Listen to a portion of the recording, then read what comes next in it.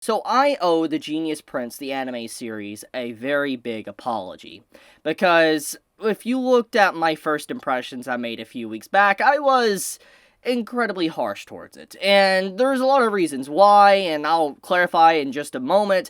But, sitting down and watching episode 2 and episode 3, the series is structured in such a better way that it is definitely not worthy of being called one of the worst anime series of Winter of Anime 2022. And so I am making this video as a follow-up, basically to talk about, the next 2 episodes after episode 1, and explain kind of how the series has progressed, and why it is a lot better, and that my first impressions were just so extremely harsh that, like I said, I couldn't leave it sitting like that because of just how there was so much more going on behind the scenes with some anger and stress that led me to being extra harsh with that content. So let's just take a few moments to talk about that.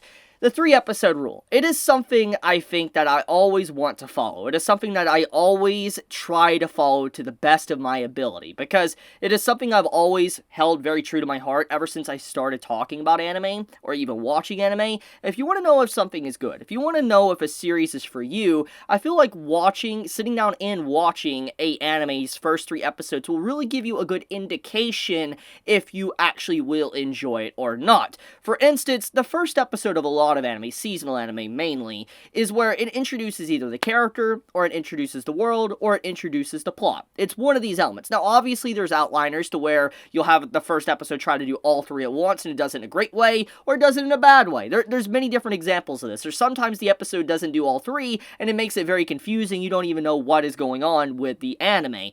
That stuff happens as well. But most of the time, it follows a traditional formula. Every single anime, not just, let's say, a fantasy genre, not just a romance genre, but basically any genre, it follows that formula. It introduces the character, maybe the plot, the setting, etc.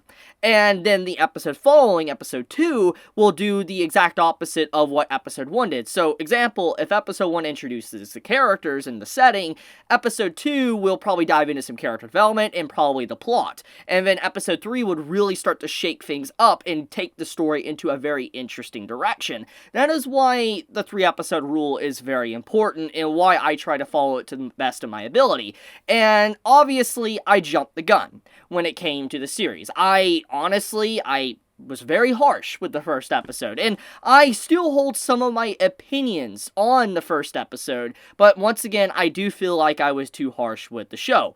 The opinions I do hold on to is that I still feel like it is incredibly rushed, and light novel readers have confirmed to me that there was content rushed, and basically the entire first novel was rushed into 1 episode, which is just, that says a lot. Normally, that type of content should, last maybe 3 to 4 episodes, but to kind of compress into 1 episode, it just really shows. But from what I have heard from light novel readers, is that the content that was rushed wasn't anything relatively important. They wanted to get past the first novel to kind of introduce Wayne as a character, Lola as a character, the setting, the Empire, the Imperials, all of that type of stuff. That's what they wanted to do with that rushing nature of the first episode. So I can understand that from a context point of view, and how it comes to adapting, let's say, a light novel into an anime. I understand that perspective, because not everything is going to be, 100% adapted from a light novel to anime. There's always going to be discrepancies, always going to be differences. That's usually how it goes. Even Mushoku Tensei and Re:Zero isn't a perfect 100% adaptation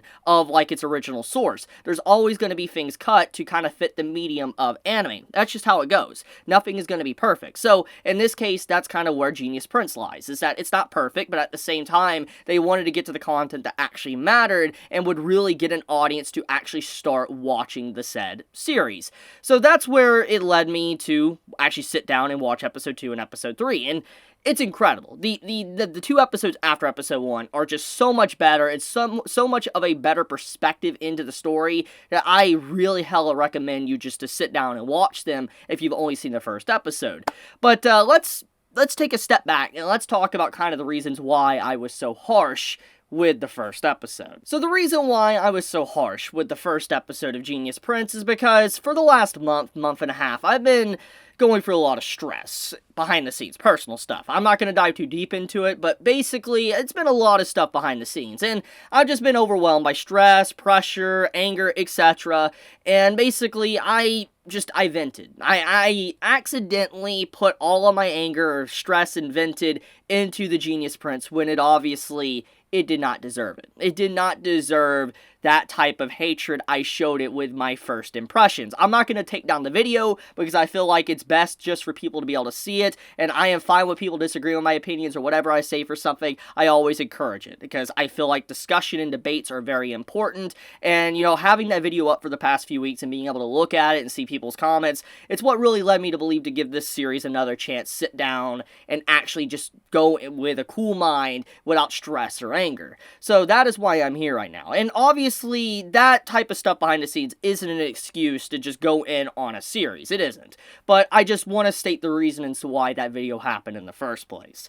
But with that out of the way, let's actually talk about the core content of Episode 2 and Episode 3 of The Genius Prince.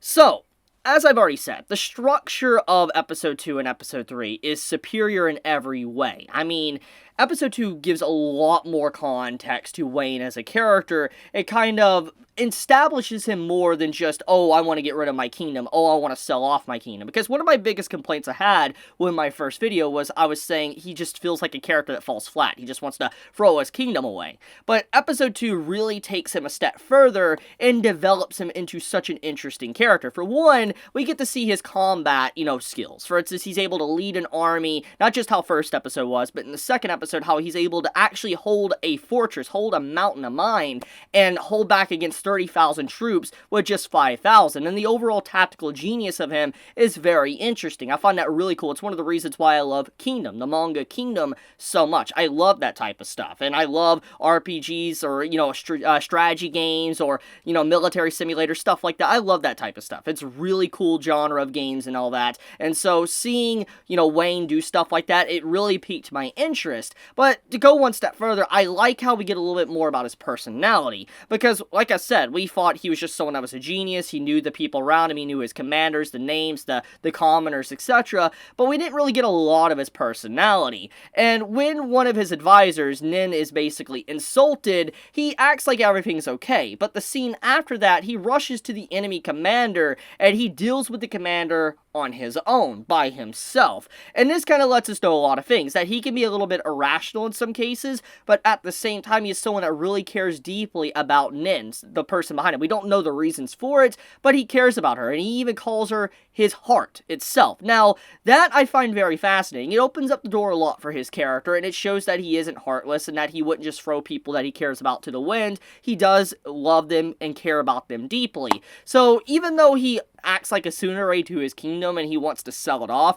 I feel like deep down he probably doesn't, and he's trying to make it the best kingdom that he possibly can. Maybe I'm misreading into that, but that's my personal impressions after seeing Episode 2 and even Episode 3, which that's a perfect segue. Talking about Episode 3, it introduces a character called Lola that is a perfect complement to Wayne as a character. She is someone that is basically, like she said herself, two peas in a pod. They're both characters that really just mesh so well. They bounce off of each other. Their personalities are great, but at the same time, since they're so similar and they're just so the same, they can be very insufferable with each other. They can really anger each other because of some of the things they do. But at the same time, I love their characters, their interactions, their banter throughout Episode 3 is some of the best moments of the entirety of the story to date. And I really want more of Lola as a character because I feel like she really brings out the best in Wayne's character because they're always playing mind games with each other, that's one of the big reasons I love Episode 3. Episode 3 so far is easily the best episode to date for The Genius Prince, and I doubt it's going to be the last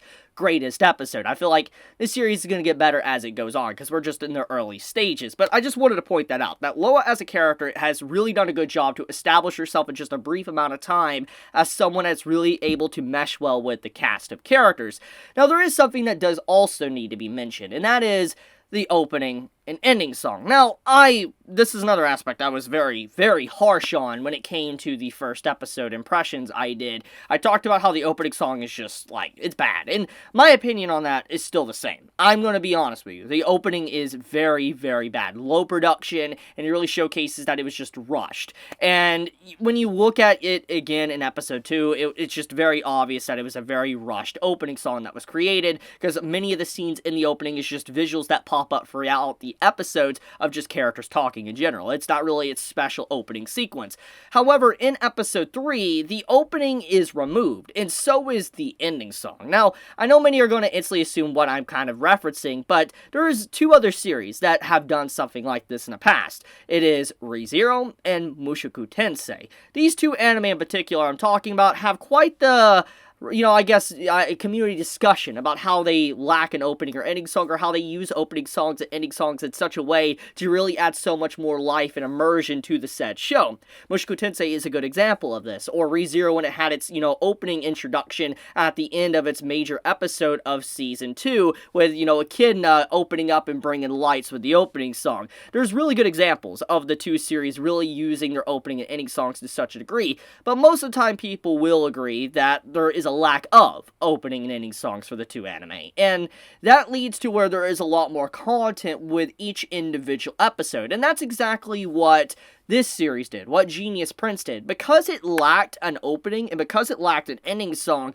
it made the episode content rich. It felt like there was so much content, so much going on, that it felt like a really full episode. It was an episode that was wasting your time. Now, I don't know the exact reasons to why the ending and opening song was removed, but regardless, it did allow a lot more flow to the episode, and it didn't feel as rushed as the previous episode was, for instance, episode 1. So I do appreciate episode 3 for what it had going for it, and I do hope that maybe this is a sign that they're going to slow the pacing down, and that they're really going to properly adapt everything around them. But so far, I like the Genius Prince. I felt like I was very harsh with the first episode, and that's kind of why I wanted to return back to it, because I felt like it was just wrong for me to leave it at that, saying it is one of the worst anime of the season, when that is entirely false. Because if I had to say one of the worst shows I have personally seen is Orient, which that pains me to say, because Orient's manga is great. I love that series, but it pains me how just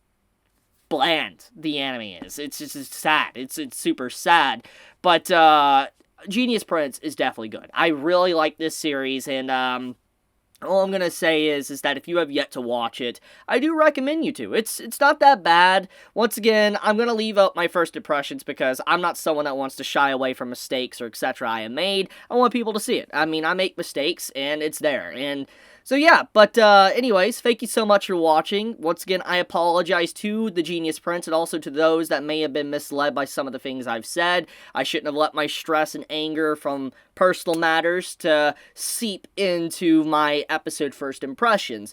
But with all that out of the way, you all have a wonderful day or night wherever you live. Be safe, stay healthy. Chibi out.